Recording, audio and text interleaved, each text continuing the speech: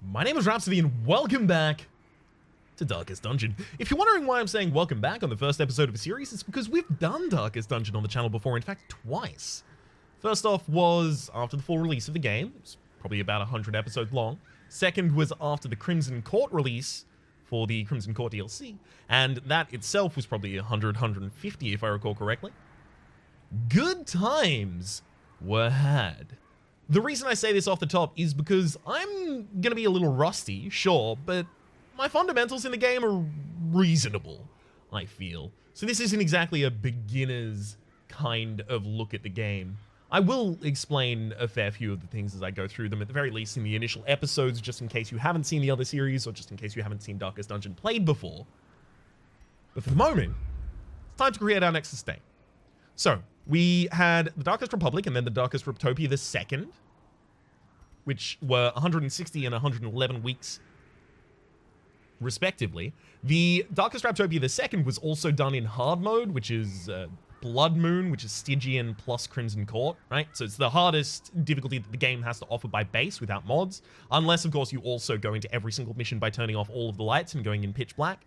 I'll do that occasionally, but I'm not going to do that ridiculously commonly because... let's not get crazy here. I'm okay. I'm not the world's best video game. I'm no filthy robot. So, click the letter to begin.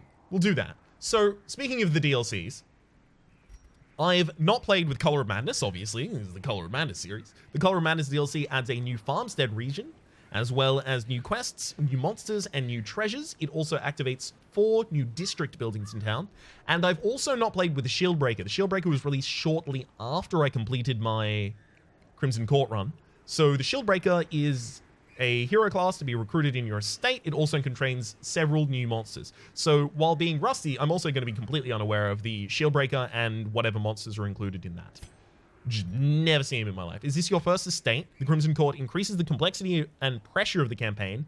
It is recommended for experienced players. Yes. Well, no, it's not my first campaign, but yes, I want the estate. We'll also be going in Blood Moon. Blood Moon campaigns are not for the faint of heart. Expect no quarter, no forgiveness. You must conquer the evil within a time and a hero death limit. It's Stygian plus Crimson Court. So, we've previously had the Darkest Republic and the Darkest Riptopia. So, this should be the darkest... what would I even call it, right? I'm just using effectively suffixes, right? So, there's Topia's... I mean, it could just be like Rhapstate, which is... Dale is like valley, if I recall correctly. Don't really want a valley. The Darkest Rhapstate. There we go. Mixing rap and estate. Alright. Now, before I load into that, and after I've already done all the intro stuff, I'm going to play the intro cinematic, because it's excellent. And if this is your first time watching Darkest Dungeon, you need to see this.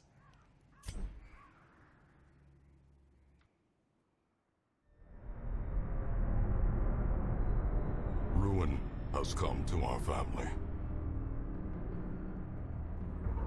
You remember our venerable house? Opulent and imperial, gazing proudly from its stoic perch above the moor. I lived all my years in that ancient, rumor-shadowed manor, fattened by decadence and luxury. And yet I began to tire of conventional extravagance. Singular, unsettling tales suggested the mansion itself was a gateway to some fabulous and unnameable power. With relic and ritual, I've bent every effort towards the excavation and recovery of those long-buried secrets, exhausting what remained of our family fortune on swarthy workmen and sturdy shovels. At last, in the salt-soaked crags beneath the lowest foundations, we unearthed that damnable portal antediluvian evil.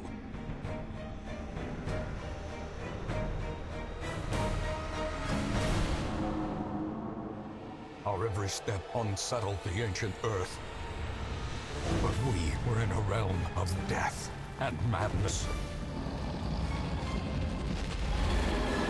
In the end, I alone alone fled laughing and wailing through those blackened arcades of antiquity. Until consciousness failed me. You remember our venerable house, opulent and imperial. It is a festering abomination. I beg you, return home, claim your birthright, and deliver our family from the ravenous, clutching shadows of the darkest dungeon.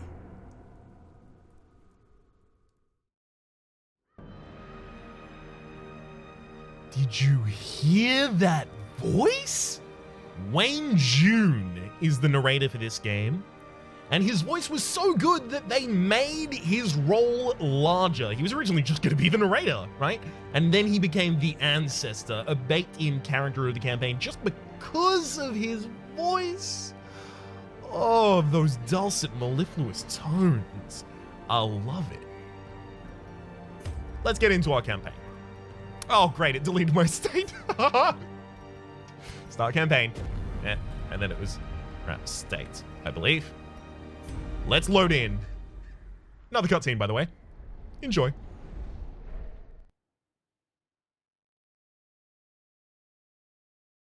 Oh my god, me muting my microphone actually stopped the cutscene from playing. Okay, it's actually not that long, that one. It just says that we're traveling along the old road to get back to the Hamlet, and we crash, effectively, in the dangerous woods. So, Darkest Dungeon. Usually I'll have 4 heroes, but at the moment I have 2. And here's the map that we're exploring. Here's our equipment at the very bottom, space for 2 trinkets that we don't have, 4 abilities. Not always 4 abilities per character, but these 2 have 4. And it's turn-based combat. You'll pick up really quickly. Brigands have run up these lanes. Keep to the side path. The Hamlet is just ahead. Excellent. We encountered this enemy and surprised them, so they'll be acting at the end of this round. That all may hear of your arrival. Okay, so I have a damage range, you can see in the bottom right, of 6 to 12. So on average, I'm going to kill here. Press this advantage. Give them no quarter. Take the golds. Now, if we were not playing in Blood Moon mode, I would have turned the light out before I fought them. Now, the light mechanic, the higher the light, the safer you are, the more likely you are to scout, which is to see the obstacles ahead of time on your map. The more likely you are to surprise enemies, which means you get a free round at the very start. Well, not a free round. They act at the end of the first round. The less stress that you get, the less crits that occur, it's good overall. If you turn the light out, everything gets harder, but you get a lot more loot. So we'll be doing that from time to time, just not right now. Send these vermin a message. The rightful owner has returned, and their kind is no longer welcome. So the Highwayman has this attack called the Tracking Shot. It is only 1 use per battle. This has been changed, by the way. This has been patched since the last time, right? This is the new version of the Tracking Shot. It doesn't really do that much damage, but it does give you a self buff of plus 12% damage, plus 6 accuracy, and plus 5% crit for the rest of the fight. So if you're ever going to use it, you use it at the very start, basically.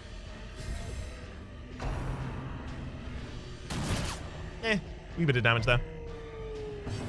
So I also have a stun, which is a stun at 100% base. So when you're looking at effects application, the base stun effect is compared to your enemy's resistances, and then it's just straight addition subtraction, right? So we've got 100% base on the stun. The enemy has 50% stun resistant, you can see in the bottom right.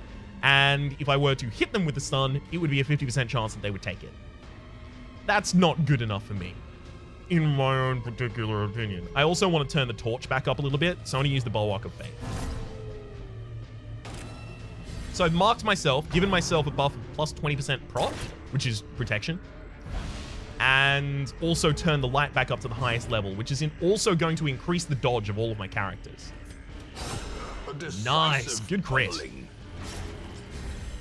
So a new effect in, or rather that has been included in the base game since the release of the... I'm going to forget its name. Color of Madness DLC.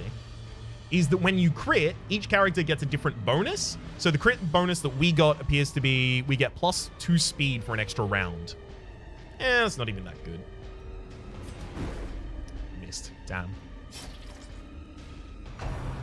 Rain of Whips. Okay, fine. Good dodge. Took a little bit of stress. So in this game, you have 2 things to manage. You have to manage your HP and your stress. Stress does not heal when you leave combat or when you leave a mission. When you get back to town, your stress doesn't instantly heal. There are ways in town to heal it, but you need to manage the hero's stress level before they go, well, effectively insane and they are unusable or sometimes an active negative. There's also the rare possibility that they become virtuous when they are overstressed. But we'll look more at that later. I don't want to introduce a bunch of nuance and tie myself up in it. Ringing ears, blurred vision. The end approaches. So a thing here is the Brigand Bloodletter is going to die to the bleed effect that we currently have on it when it hits to its turn. If I were to kill it right now, it would actually leave a corpse.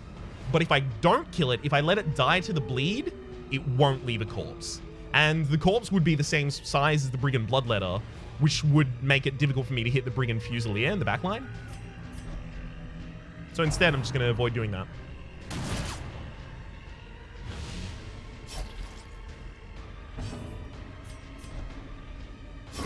Excellent. It dies, leaves no corpse, moves itself to the front of the party, which is going to make it much easier for us to destroy you. It's also worth noting that since this is a ranged enemy, when they're out of position, a lot of the time they won't have as good attacks. So it had a rushed shot, which has lower accuracy and lower damage, if I recall correctly. We'll continue adventuring just to open this and get nothing. Oh, it's trapped. Oh, really? Is it trapped? Who'd have known? Sometimes it's not trapped, I think. Sometimes you get a key and you can open it safely. Very rarely, though. Oh, we didn't get any quirks there. Excellent. Welcome home, such as it is. This squalid hamlet, these corrupted lands, they are yours now. And you are bound to them. So the first thing I've done is increase the stagecoach Women network. and men, soldiers and outlaws, fools and corpses. All will find their way to us now that the road is clear. Increase the stagecoach network so that I can get more characters here that I can then recruit. So we'll recruit Fontmire and Gifford. What better laboratory than the blood-soaked battlefield?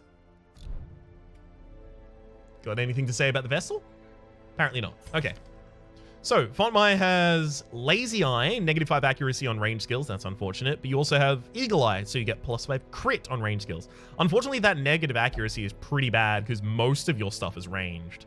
You're also a Warren's Explorer. You get -20% stress in Warrens.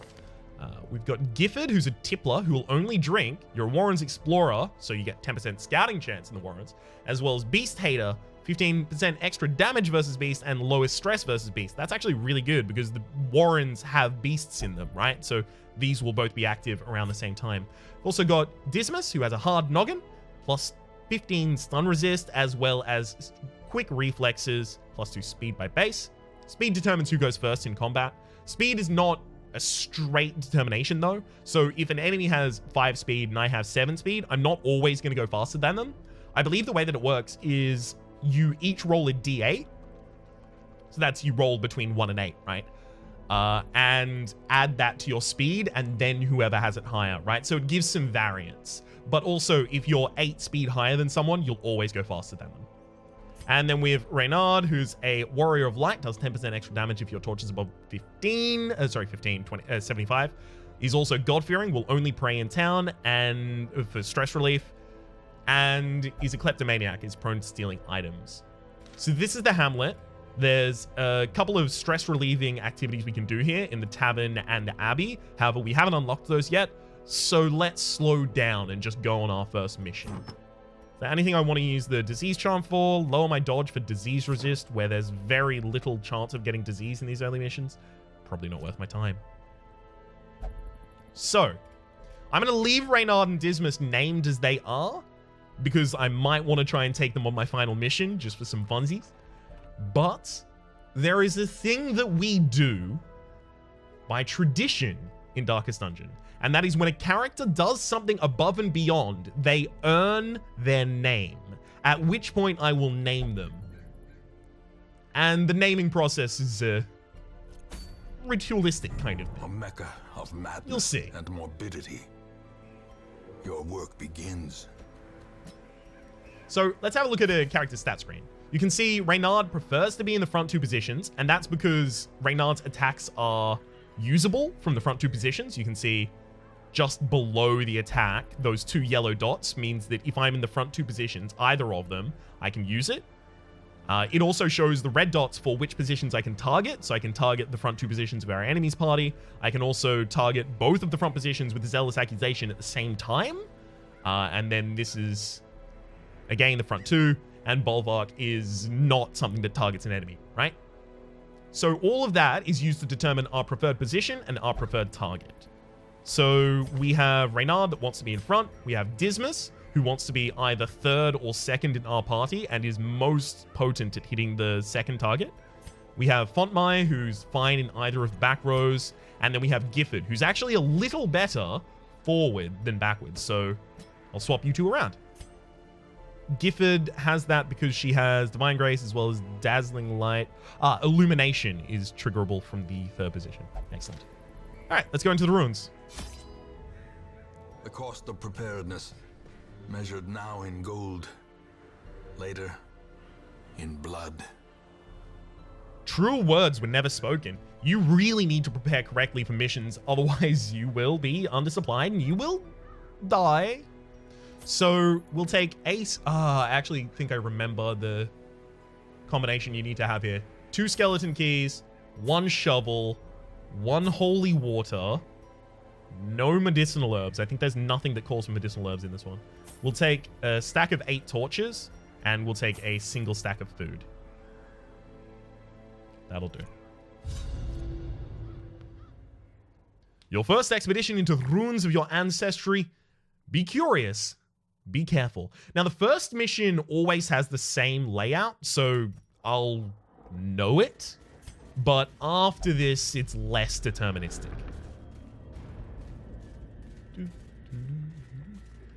Alright, salvage the unburnt torch. Glittering gold, trinkets and baubles, paid for in blood. Fight time. 2 bone rabble, super easy to kill. As you can see, they're unholy as their type, so we've got different modifiers that do extra damage to unholy. But in particular, look at the resistances. You can see there's bleed, 200% resistance. You can't bleed bone, so of course they have a huge resistance to it. Got a greater chance for a crit if I use my shot, but it has a higher chance to miss as well.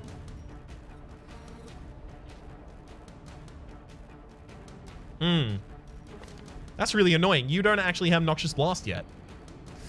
Well, I can't actually do anything this turn.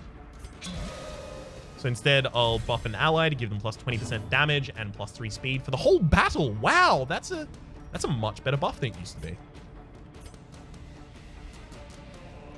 Okay. Just try and stun one of them. It worked. So the Vestal is a healing class. The Crusader is more of like a stun, lockdown kind of defensive tanky class. The Dismas Highwayman is typically a high damage kind of burst damage class, high crit as well. And Plague Doctor is a little bit versatile. You get a little bit of healing in here, you get a little bit of buff in here, you get a little bit of stun in here, but mostly they're a DPS class, and they use a Blight, which is a DOT, damage over time, to do most of their damage. Press this Get advantage. him! Give them no quarter. Read this scroll, it says you're nerds! Right, unlock that strongbox.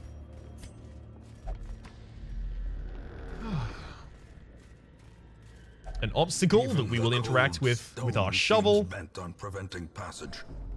There's a combat here, isn't there? Yeah. Cool. I'm going to start focusing on the Cultist Acolyte. 5 to 9, and I dealt 9. Short of poisoning, that's the best. Short of poisoning. Short of...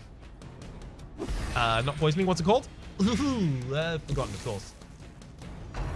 Short of critting, that's the best I could have done. So some enemies will deal stress damage to you rather than HP damage to you. That's a lot of the time much worse. Yeah. Tried to kill that enemy before it would have hit. Didn't work out. So this enemy in the back line is taking 4 damage next turn. They only have 2, so they're already dead. So I don't really have to worry about them.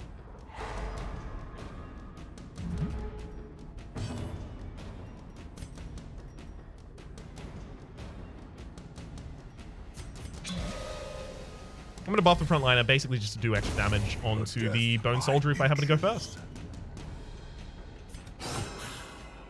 I can probably just read them their rights right now and it'll be good. Don't hit. Hey, well done. So, I'll go more in depth in this later, but the long and short of it at the moment, I'll try not to talk over Wayne, but it's inevitable that it'll happen occasionally. The long and short of most fights is that you start with the fight by locking down the enemies, then you manage the enemies, you start to kill the enemies, and then you move into recovery. When you have all of the enemies under control, at the very end, you want to try and use all of the actions you can do to heal yourself, to buff yourself if you're going to maintain the buff for longer than that single combat. Remove stress if you can.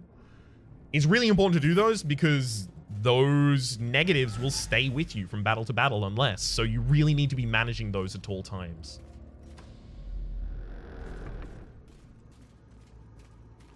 So I'm going to start to let the lamp go out. Wait a second. If that wasn't stolen, I should probably take it right now.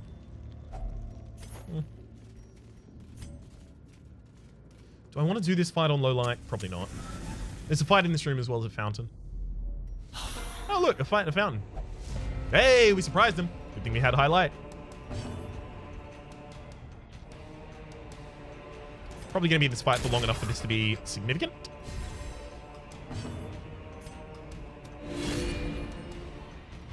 The match is a debuff of negative 20. A blazing star is born. Probably wasn't really a good idea. Oh, wow, and the backline resisted the stun. You have 10% stun resist, and we used 100% base. So you only had a 10% chance to dodge that stun, and you did. I'm mad. 7 to 13. We dealt the lowest damage we possibly could have there. Save for missing, obviously.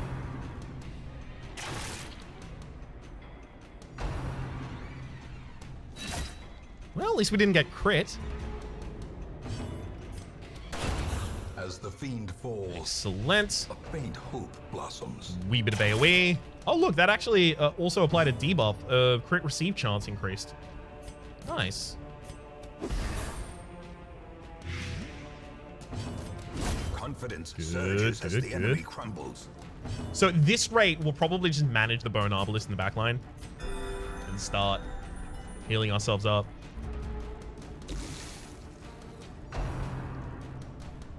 So there's something that stops you from recovering for too long, and it's called the anti-stalling mechanic. The thing is, if the enemy has a lethal DOT on them, then the stalling mechanic is not invoked. Never hidden. So as long as I hit him with another DOT, we should be able to continue stalling here. I know they've changed the stall mechanics, but I don't believe they changed this aspect of them.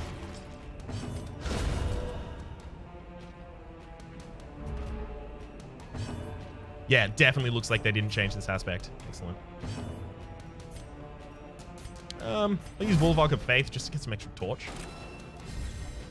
A little bit of healing there. This is what I'm talking about when I say the recovery phase of a fight. Death, unforeseen, unforgiving.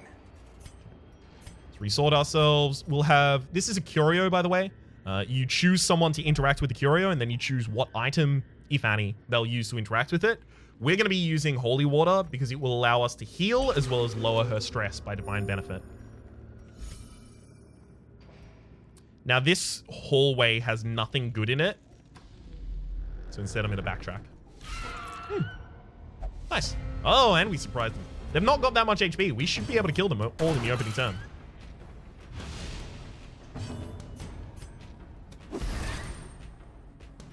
Okay, awesome. Crit. I'm relying on Zealous Accusation killing both of them. Well, at least one dodged. Slowly. Spider's dead. Knew the spider was going to die. Otherwise, I would have, specifically stopped the spider from getting an action because the spider has high crit. These maggots are all quite slow, but I'll kill them. Can't rely on Zealous Accusation, apparently. Destroy them all. Emeralds. You can see our inventory filling up here at the bottom. So inventory management is also a really huge part of this game, right? You have to know what you want to take back from the dungeon. Sometimes you have to drop supplies so that you can pick up more loot. It's striking the balance there that's the interesting part of the gameplay. Yeah.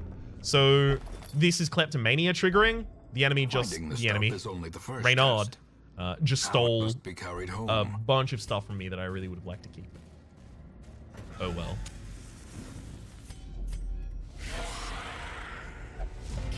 Oh, nice. Another surprise.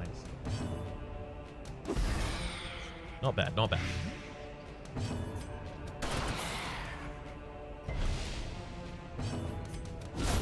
Hell yes. Good crit. And if I can stun the Cultist Acolyte, 75% chance to land it. Crit. And it worked. Excellent. That's so good. Our self buff is extra healing skill. Really good. So you're dead to your dot already. That is to say the Cultist Acolyte in the backline. It's a really good thing to stun an enemy who has a DOT on them, because then you get 2 triggers of that DOT before they have their next action. So oftentimes you'll know an enemy is dead 2 rounds before they die, right? And know that they can't do anything about it. So I would really like to avoid not getting a lot of loot here. So instead I'm going to turn the light out. Haunting the hearts of men. Then I'm going to loot this. Not bad.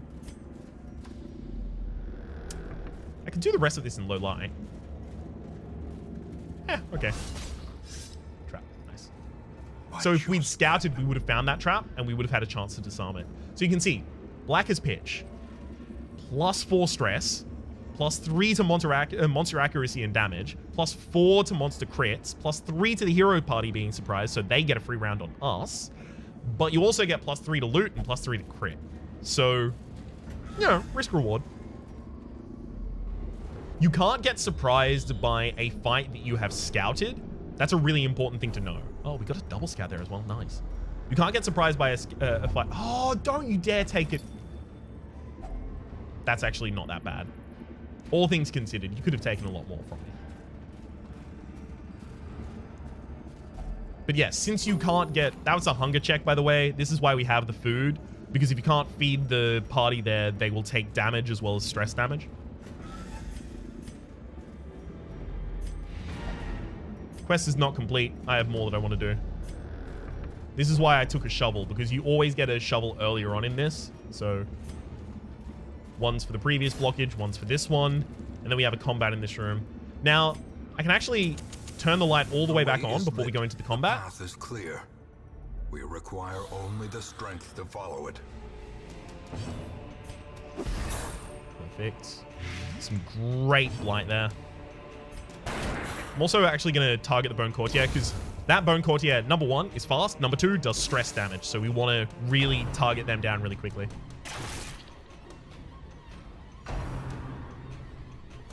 Ouch. Death waits.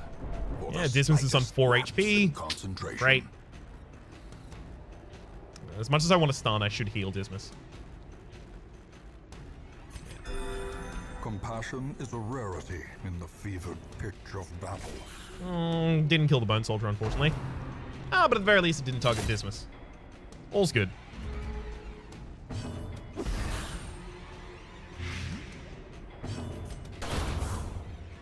Okay. Unfortunately, the Bone Arbalist does get another turn. As long as you don't crit, we're fine. Yeah, we're fine. Good. Stun him. And then... Really? Reynard's basic strike actually does extra damage to unholy enemies. So it was really important that that one hit, and then it didn't.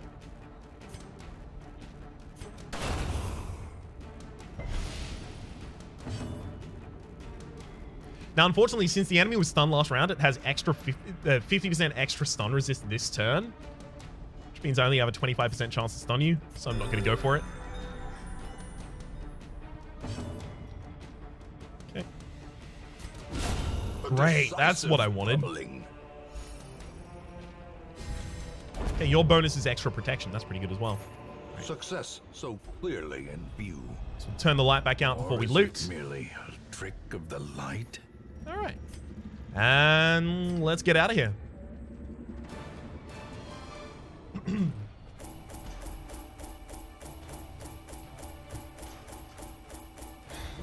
So we leave with the Protection Stone Trinket, +5 prot, as well as -1 speed.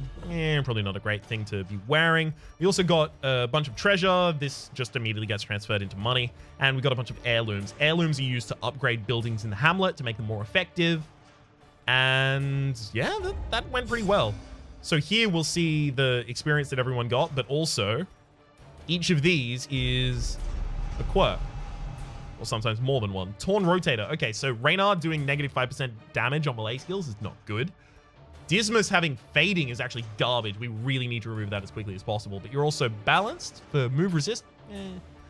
Gifford has -4 speed on first round, -5 dodge on first round. That's also really garbage. And Fontmai has +10% max HP. So none of the benefits that we got here are really good. And we got a lot of actual really big negatives. So we're going to have to see what we can do about removing In truth, these. I cannot tell how much time has passed since I sent that letter. Okay, Mainnet is a abomination with extra damage to, or extra accuracy and crit against Eldritch. You're also claustrophobic, so you have a severe fear of enclosed spaces, and you're scientific, which means the Vestal's healing does less to you. Which is actually relevant now because the Abomination can go in the same party as the Vestal.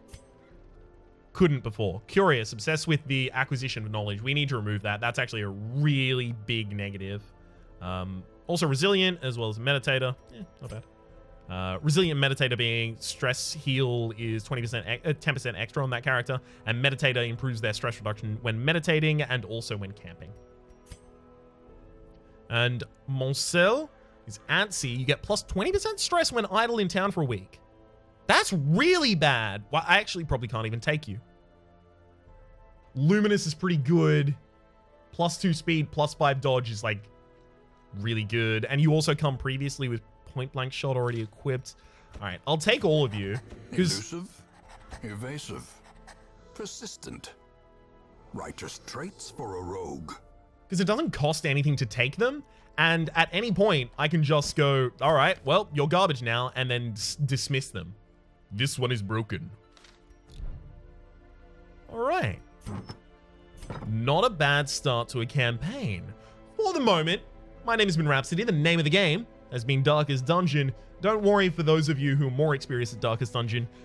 This is probably the most explanation I'm going to do for the moment. The next couple episodes are probably going to be a little more heavily into it. You'll learn as we go along. For the people that are less experienced at Darkest Dungeon, don't you worry. Hopefully you've been enjoying yourselves. There's a playlist description down below with all of my content on this game, past, present, and future. And hopefully we'll see you next time.